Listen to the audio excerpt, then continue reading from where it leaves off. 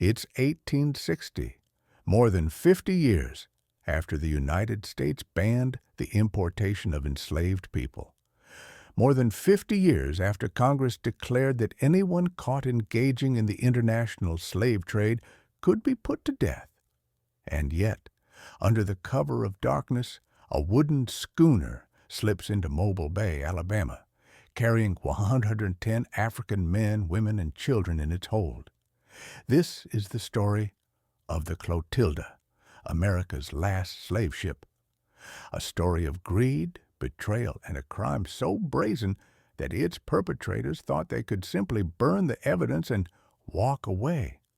But this is also a story about survival, resilience, and a community that refused to let their history disappear. On a spring evening in 1859, aboard a steamboat traveling between Mobile and Montgomery, Alabama, a heated argument broke out. Timothy Meaher, a wealthy Irish immigrant who had made his fortune building ships and running steamboats, was debating with a group of northern businessmen. The conversation turned to slavery and the federal ban on importing enslaved people from Africa. The Northerners were confident that the law was being enforced, that no one would dare risk the death penalty to smuggle Africans into the United States. Meaher disagreed. He was convinced the law was toothless, that federal authorities were incompetent, and that anyone with enough nerve could pull it off. So, he made a bet. According to historical accounts, Meaher wagered $1,000 that within 2 years he could bring a shipload of enslaved Africans directly into Mobile Bay, right under the noses of federal officers. Some sources suggest the bet might have been as high as $100,000. Either way, Timothy Meaher was about to commit one of the most audacious crimes in American history. By 1860, the United States had been a nation divided over slavery for decades. The international slave trade had been illegal since 1808, when Congress passed the act prohibiting importation of slaves. In 1820, the law was strengthened, making participation in the slave trade an act of piracy punishable by death. But the domestic slave trade within the United States was still legal and thriving. Southern plantation owners were desperate for more laborers. The price of enslaved people had skyrocketed. A person who would have sold for a few $100s in the early 1800s now cost $1,000 or more. Some Southern businessmen, including Meaher, believed the ban on importing slaves should be overturned. They called themselves fire eaters, militant pro-slavery advocates who wanted to expand slavery into new territories and restart the transatlantic trade. For his illegal venture, Meaher turned to William Foster, a skilled shipwright from Nova Scotia who had settled in Mobile. Foster was the captain and builder of the Clotilda, an 86-foot-long, two-masted schooner with a copper-sheathed hull. The ship had been built in 1855 for the lumber trade, designed for speed and cargo capacity, but Foster may have had other uses in mind all along. Every port the Clotilda had visited before 1860 had known ties to illegal slave trading. Meaher found investors willing to finance the voyage. The plan was simple but dangerous. Foster would sail to West Africa, purchase enslaved people, smuggle them back into Alabama, and destroy the evidence. If successful, they would make an enormous profit. The captives purchased for $50 to $100 each in Africa could be sold for $1,000 or more in the American South. On March 4, 1860, the Clotilda left Mobile with a crew of 12 men. Only Captain Foster knew the true purpose of the voyage. The ship's manifest falsely claimed they were carrying lumber to St. Thomas or another Caribbean market. Below deck, Foster had hidden large water cisterns and food supplies, along with $9,000 in gold to purchase human beings. The voyage to Africa was troubled from the start. The ship kept drifting off course, and Foster couldn't figure out why. 4 days into the journey, he realized the problem. The $9,000 in gold coins Meaher had given him contained magnetic metal impurities. The gold was interfering with the compass. Foster had to constantly correct the ship's heading by the stars. After 10 weeks at sea, the Clotilda arrived at Ouida, a notorious slave port in the Kingdom of Dahomey, in what is now the West African nation of Benin.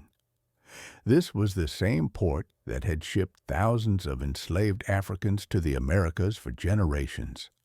When the crew realized what Foster intended to do, they mutinied. They hadn't signed up to risk the death penalty. Foster calmed them down by promising double wages and convincing them the risk was worth it. He went ashore and presented gifts to representatives of the Dahomean king, negotiating to purchase 125 people. The captives Foster purchased had been torn from their homes in brutal raids. The Kingdom of Dahomey was a militarized state that conducted annual slave raids on neighboring communities. Warriors would attack villages at dawn, killing anyone who resisted and capturing survivors to be sold into slavery. One of those captured was a 19-year-old man named Oluwale Kosala. He would later be known as Cujo Lewis, and he would become the most famous survivor of the Clotilda. In his old age, Cujo described the horror of that morning. Dahomean soldiers had attacked his village in the Bantay region at dawn, killing his family members and everyone who fought back. The survivors were marched for days to the coast, where they were imprisoned in a barracoon, a slave pen near the port. The captives came from diverse ethnic groups. Most were Yoruba people, but there were also Nupe, Dendi, Fon, Hausa, and Shamba people among them. They ranged in age from young children to people in their early 20s. Many had been traders, farmers, weavers, or iron workers. Some were married with children of their own. Now they were chained together, waiting to be shipped across the ocean to a place they had never heard of. Foster selected 110 people from the barracoon, but as the captives were being loaded onto the Clotilda in small canoes called pirogues, Foster spotted 2 ships on the horizon. Fearing they were British or American naval vessels patrolling for slave ships, he panicked. He left 15 people behind and immediately set sail. The Middle Passage, the journey across the Atlantic, was 45 days of unimaginable suffering. The Clotilda had been built to carry lumber, not people. Foster had installed a false deck in the hold to create more space, but it was still desperately cramped. The captives were stripped naked, a standard practice on slave ships meant to humiliate and dehumanize them. They were packed so tightly together that they could barely move. They were given only vinegar-treated water to drink, which helped prevent scurvy but tasted terrible. Food was minimal. The heat, the darkness, the smell, the constant motion of the ship, and the knowledge that they were being taken farther from home with every passing day, all of it was traumatic beyond words. Even 50 years later, the survivors could barely speak about what they endured during those 45 days. At least 2 people, possibly more, died during the voyage and were thrown overboard. On July 8, 1860, the Clotilda reached the mouth of Mobile Bay. Foster didn't dare enter in daylight. He anchored offshore and waited for nightfall. When darkness came, he sailed into the bay and sent word to Timothy Meaher that he had arrived. Now came the most dangerous part of the plan. If federal authorities discovered the Africans, everyone involved would face prosecution and potentially the death penalty. Foster had to move quickly. He transferred the 110 captives, weak and traumatized from their ordeal, onto a steamboat owned by Meaher's brother. The Africans were taken upriver and hidden deep in the swamps and canebrakes of the Mobile Delta, concealed among the Spanish moss and alligators. For 11 days, the captives remained hidden in the swamps, completely naked at first, later given rags to cover themselves. They had survived the horrors of the Middle Passage only to find themselves in an alien landscape, not knowing what would happen to them next. Meanwhile, Foster took care of the evidence. He steered the Clotilda up the Mobile River to an area near 12 Mile Island. He loaded the ship with 7 cords of firewood, then set it ablaze. The flames consumed the masts, the sails, everything above the waterline. The ship burned down to its hull, then sank into the muddy riverbed. Foster paid off his crew and told them to scatter. He hoped that was the end of it, that the secret was safe. But it wasn't a secret at all. News of the Clotilda's arrival spread through Mobile within days. Newspapers across the country picked up the story. The New York Times, the Chicago Tribune, papers in Iowa and Pennsylvania all reported that 110 Africans had been illegally smuggled into Alabama. It was the talk of the town. Some people in Mobile considered Timothy Meaher a hero for defying federal law. Federal authorities couldn't ignore such a public crime. They came looking for the Africans, and they found them in the swamps. But finding them didn't mean justice would be served. The captives were distributed among Meaher, his brothers James and Burns, William Foster, and other investors in the venture. Timothy Meaher kept 30 of them, including Cudjoe Lewis, to work on his plantation and in his businesses. In 1861, federal prosecutors charged Timothy Meaher, William Foster, and another accomplice with violating the law against slave importation. But the case fell apart. The Clotilda had been destroyed. There was no ship, no manifest, no physical evidence. Witnesses disappeared or changed their stories, likely under pressure from Meaher's powerful friends. And then, in April 1861, the Civil War began. The federal government had bigger problems than prosecuting slave traders in Alabama.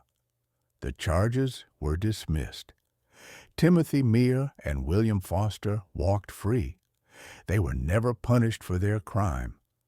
Meaher even became wealthier, continuing his businesses as the Confederacy fought to preserve slavery. The Africans he had smuggled into the country had no legal protection whatsoever. They couldn't be legally registered as slaves because they had been brought in illegally, but they were treated as slaves in every way that mattered. For the next 5 years, the survivors of the Clotilda worked in cotton fields, sugar-cane fields, rice paddies, lumber mills, and on riverboats. They were enslaved in all but name, held captive in a foreign land, unable to communicate in English, separated from their families and everything they had known. One of those, separated, was a young woman who came to be known as Redoshi, or Sally Smith. She and a man named William had been forced to marry aboard the Clotilda. After arriving in Alabama, they were sold together to a planter in Dallas County, more than 100 miles from Mobile. Redoshi would later recall how Dahomean warriors had wet her village's gunpowder before launching their surprise attack, ensuring her community couldn't defend itself.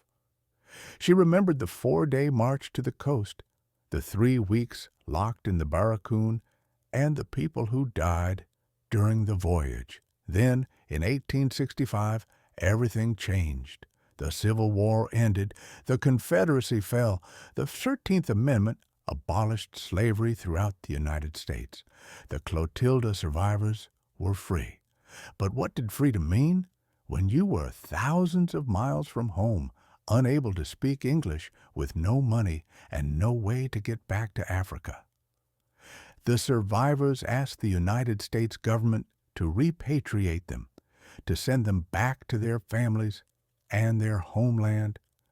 The government refused. They were free, but they were trapped. So the survivors did something remarkable. They decided to recreate Africa in America. They found each other again. The shipmates who had endured the Middle Passage together, they pooled their meager wages from working in Meaher's lumber mill and other jobs. They worked for $1 a day, saving every penny they could. In the late 1860s, 32 of the Clotilda survivors purchased land from the Meaher family, the very people who had enslaved them. The land was in a place called Magazine Point, north of Mobile, on a plateau overlooking the Mobile River. They called their new community Africatown. It was a deliberate choice.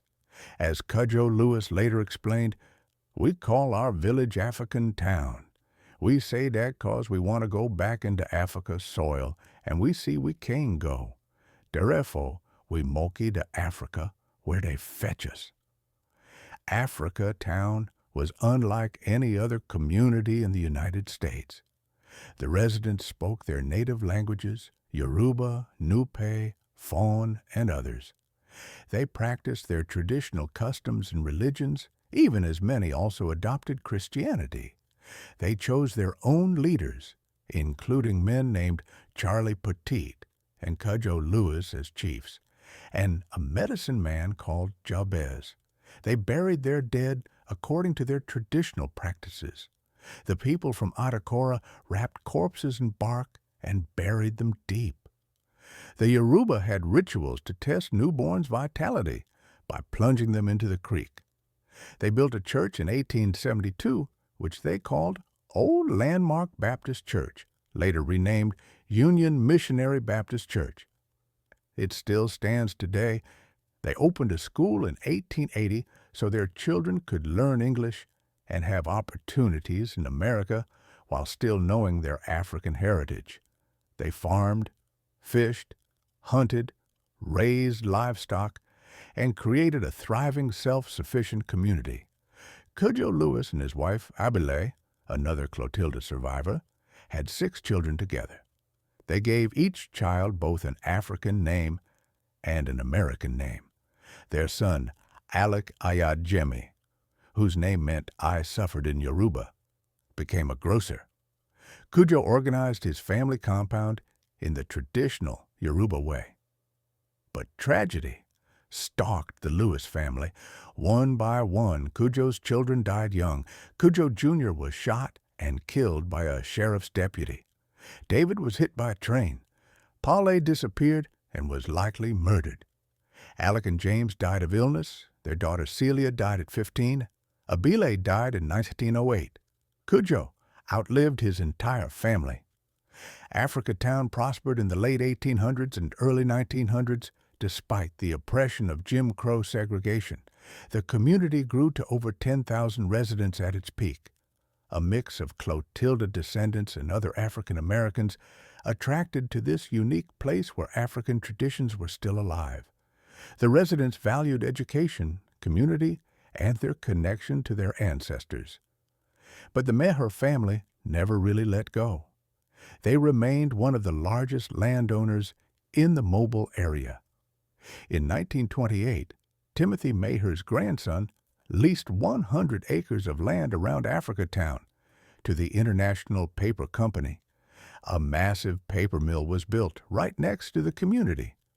Over the following decades, the Meahers allowed more industries to move in, factories that polluted the air and water, lumber mills, shipyards, chemical plants, and an aluminum facility surrounded Africatown. The community was systematically destroyed from the outside.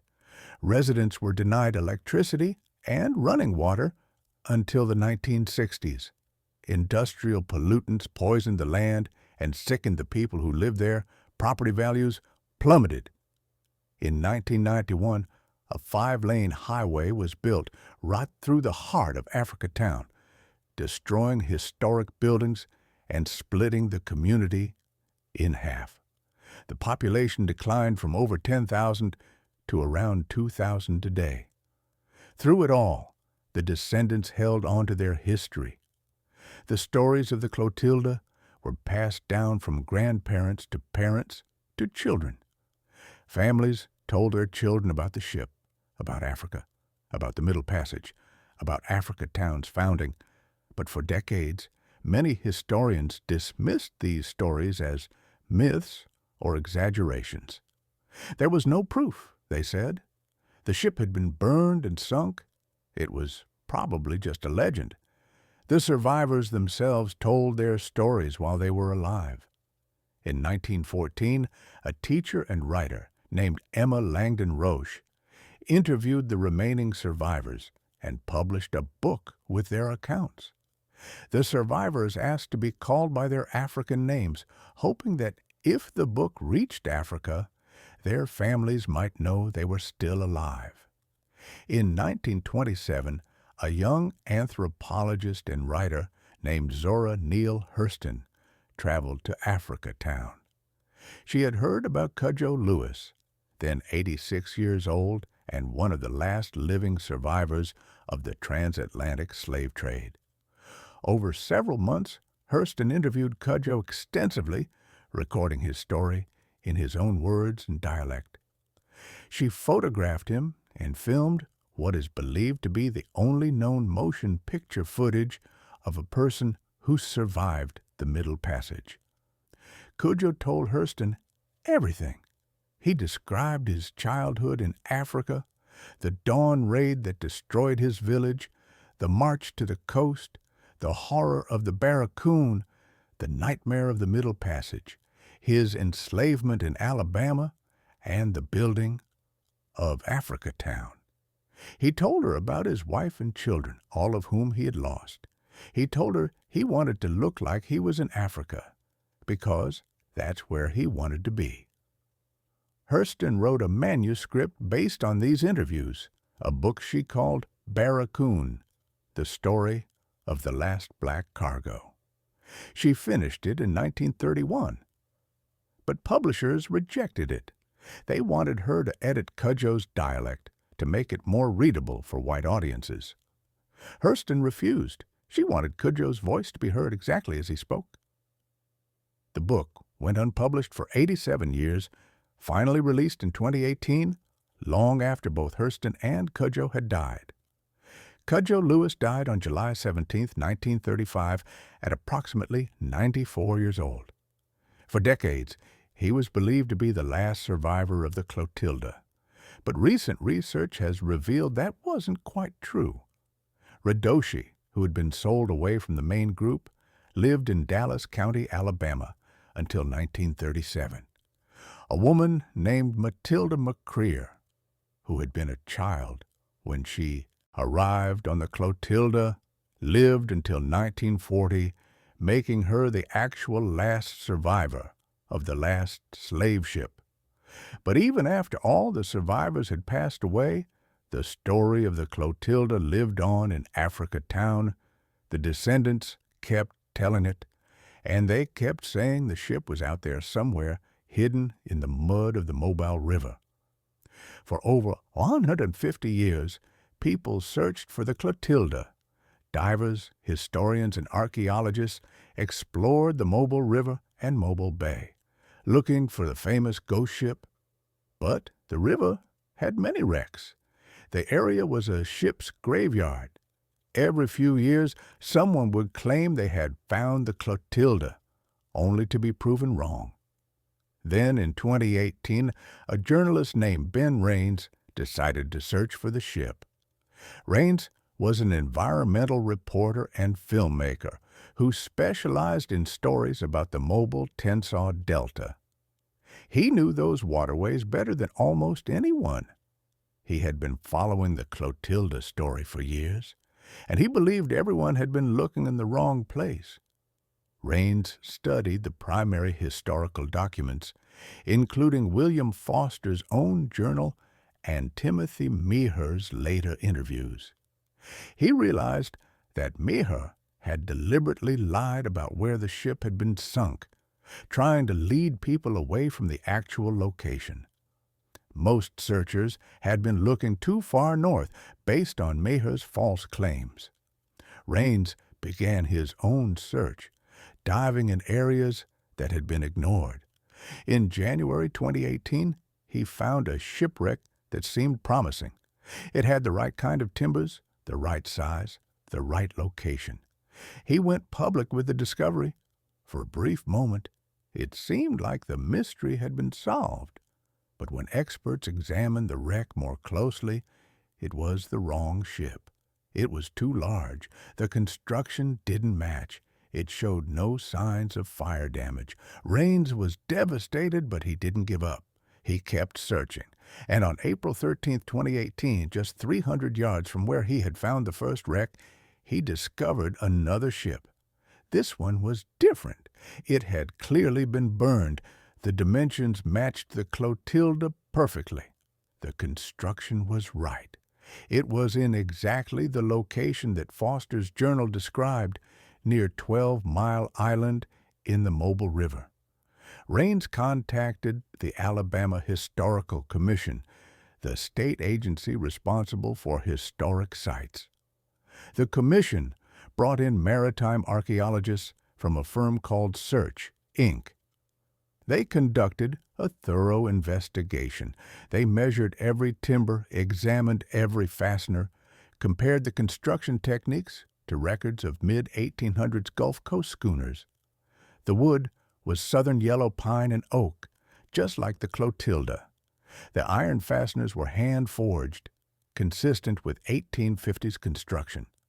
The ship had a copper-sheathed hull, exactly as described in the Clotilda's registration.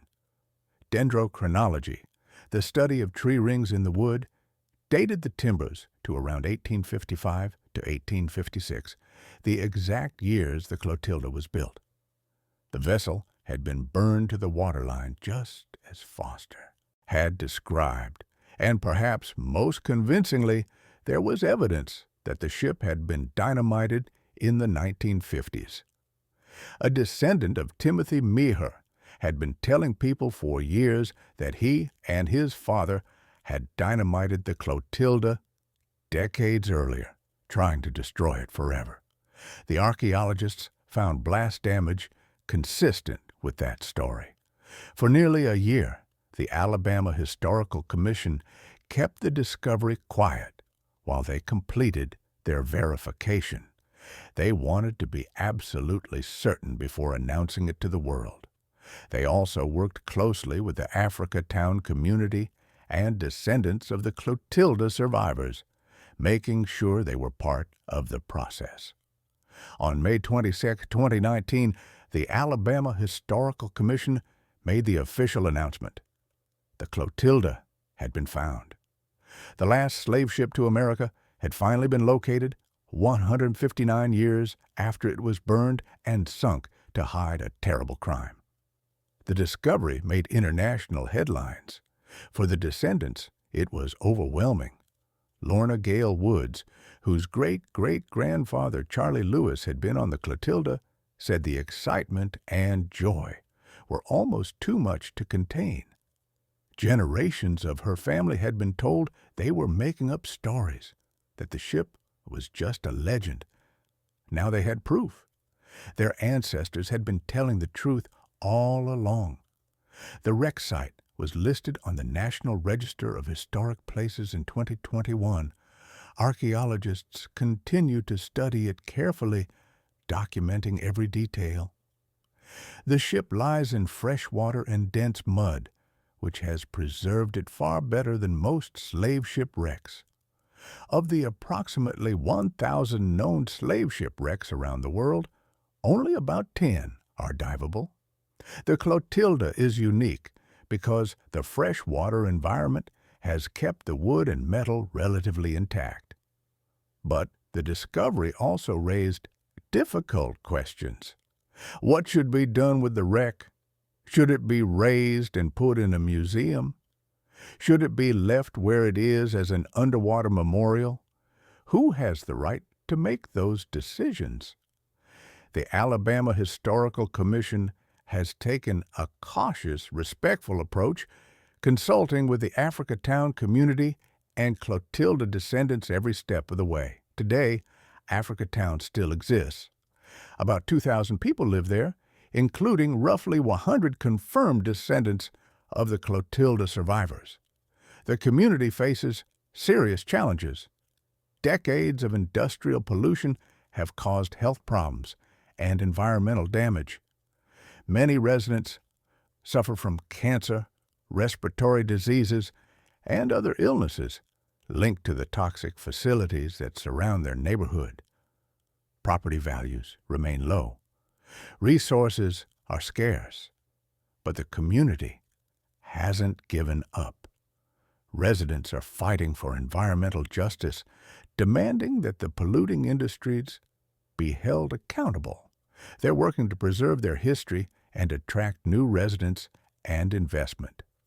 In July 2023, the Africatown Heritage House opened, a museum and cultural center that tells the story of the Clotilda and the community its survivors founded. The museum includes exhibits about the voyage, the survivors, and the ongoing struggle to preserve Africatown. Visitors can see artifacts, read about the people who built this remarkable place, and learn about the lasting impact of the transatlantic slave trade. The Heritage House sits on the same land where Clotilda survivors built their homes and raised their children. The story of the Clotilda is still unfolding. In recent years, there have been efforts at reconciliation. In 2022, descendants of Timothy Meaher met publicly with descendants of the Clotilda survivors for the first time. Two of Meaher's great-great-granddaughters, Meg and Helen Meaher, joined representatives from the Clotilda Descendants Association in conversations about truth, healing, and what reconciliation might look like. It was an extraordinary moment. For over 160 years, the Meaher family had remained silent about their ancestors' crime. Many descendants still own significant property in the Mobile area, including land in Africatown. Some had actively worked to hide evidence and suppress the story.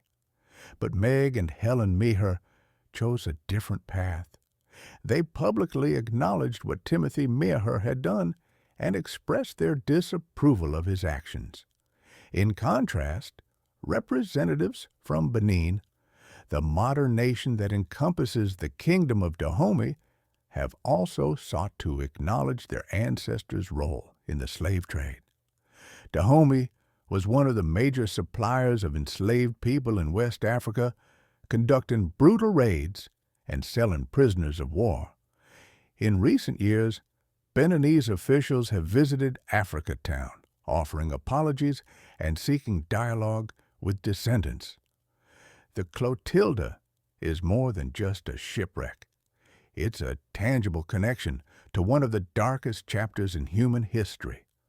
It's proof that the transatlantic slave trade didn't end when laws said it should, that wealthy, powerful people were willing to risk everything for profit, and that they faced no real consequences for destroying lives.